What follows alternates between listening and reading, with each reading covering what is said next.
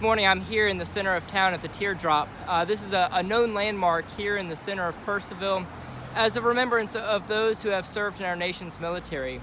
This coming Monday, Veterans Day, is not a religious holiday, and probably neither should it be observed as such, but it is appropriate and it is scriptural for all Christians to pray for our civic leaders and to pray for peace, to long for that day as the prophet Isaiah calls for, to live into the peaceable kingdom when swords will be beaten into plowshares. In this episode of Pastor's Corner, I am felt compelled to bring to light this particular topic of military service as the culture around us will be observing Veterans Day once again. This is a topic that Christians and the church have continued to have difference of opinion over. For centuries, this has been a place where church tradition both longed for peace, but as to how we achieve such peace has been somewhat of a controversy.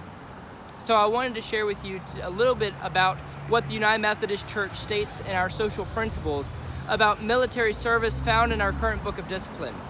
Our church states, "We deplore war and urge the peaceful settlement of all disputes among nations. From the beginning, the Christian conscience has struggled with harsh realities of violence and war. For these evils clearly frustrate God's purposes for humankind. We yearn for the day when there will be no more war, and people will live together in peace and justice. Some of us believe that war and other acts of violence are never acceptable to Christians. We also acknowledge that many Christians believe that when peaceful alternatives have failed, the force of arms may regrettably be preferable to unchecked aggression, tyranny, and genocide. We honor the witness of pacifists who will not allow us to become complacent about war and violence. We also respect those who support the use of force, but only in extreme situations and only when the need is clear beyond reasonable doubt and through appropriate international organizations. We urge the establishment of the rule of law in international affairs as a means of elimination of war, violence, and coercion in these affairs. We reject national policies of enforced military service as incompatible with the gospel.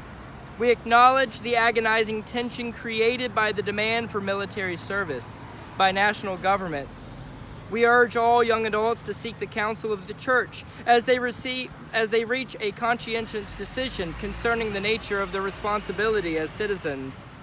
Pastors are called upon to be available for counseling with all young adults who face conscription or who are considering voluntarily enlistment in the armed forces, including those who conscientiously refuse to cooperate with a system of conscription.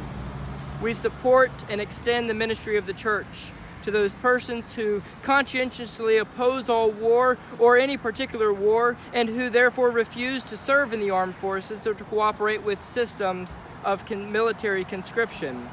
We also support and extend the church's ministry to all persons. This includes those who conscientiously choose to serve in the armed forces or to accept alternative service. When persons choose to serve in the armed forces, we support their right to adequate care for injuries suffered and advocate for sufficient resources to meet their physical and mental health needs, both during and after their service. We are aware that we can become guilty both by military action and by conscientious objection, and that we are all dependent on God's forgiveness. And so today I continue to wear my yellow ribbon of hope. And whether this weekend you are a proud veteran or a conscientious objector, God loves you, and I love you.